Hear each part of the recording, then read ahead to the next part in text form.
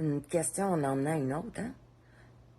Comment se fait-il que pour travailler comme éducatrice dans un CPE, on doive suivre une formation, apprendre le développement de l'enfant, connaître ses besoins, assurer sa sécurité et comprendre les bonnes pratiques éducatives pour travailler d'un CPE? Mais que pour devenir famille d'accueil et prendre soin d'un enfant 24 heures sur 24, il ne soit pas toujours exigé, dès le départ, d'avoir une formation aussi complète. Comment peut-on confier un enfant blessé, traumatisé, parfois non-verbal ou présentant des comportements difficiles à des adultes qui ne connaissent pas nécessairement les traumatismes, l'attachement, la négligence, la régulation émotionnelle ou les conséquences du placement? Une famille d'accueil ne garde pas simplement un enfant quelques heures là, par jour. Elle l'accueille jour et nuit, tout le temps, à temps plein. Elle doit comprendre ses réactions, ses peurs, ses crises, ses blessures. Elle doit avoir été capable de reconnaître ses propres blessures pour pas qu'ils viennent heurter ceux de l'enfant. Elle doit aussi préserver ses liens, son histoire, collaborer avec la famille, si c'est permis, puis ainsi qu'avec les professionnels, là, ça c'est sûr.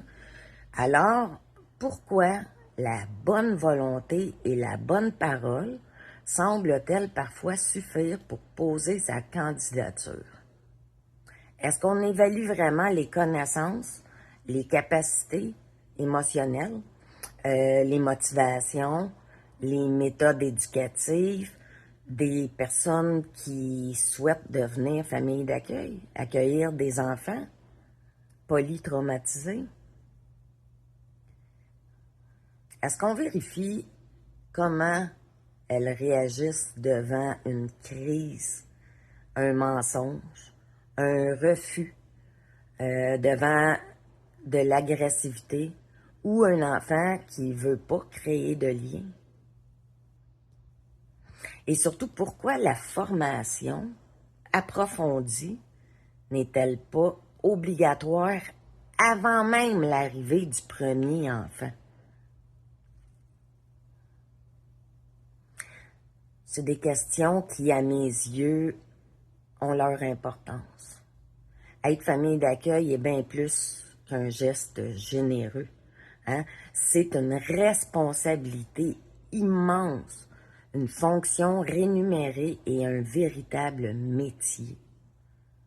Même si on préfère parler de vocation, il reste que des adultes sont payés pour prendre soin à temps plein d'enfants parmi les plus vulnérables de notre société.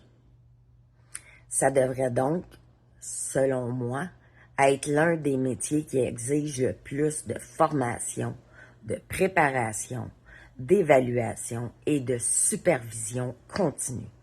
Pas une visite de maximum 1 heure par mois. Parce qu'un enfant placé n'a pas besoin uniquement d'un toit, d'un lit puis d'un repos. Il a besoin d'un adulte capable de comprendre ce qu'il porte sur ses petites épaules. Alors, je pose la question, qui est selon moi très légitime. Pourquoi exige-t-on une formation pour s'occuper d'un enfant dans un CPE quelques heures par jour, avec plein d'autres mondes qui t'aident, mais pas nécessairement le même niveau de formation pour accueillir un enfant placé avec toutes les complexités, ses blessures, 24 heures sur 24. Tu sais, quand je dis qu'il est temps de revoir tout le fonctionnement, moi, je pense que là, ça devrait pas être le contraire, t'sais. Plus la responsabilité est grande, plus les exigences devraient être élevées. En tout cas, on ne devrait jamais apprendre, selon moi, ce métier, hein, qui est famille d'accueil sur le dos des enfants. Mais ça, c'est mon point de vue personnel. Bonne réflexion.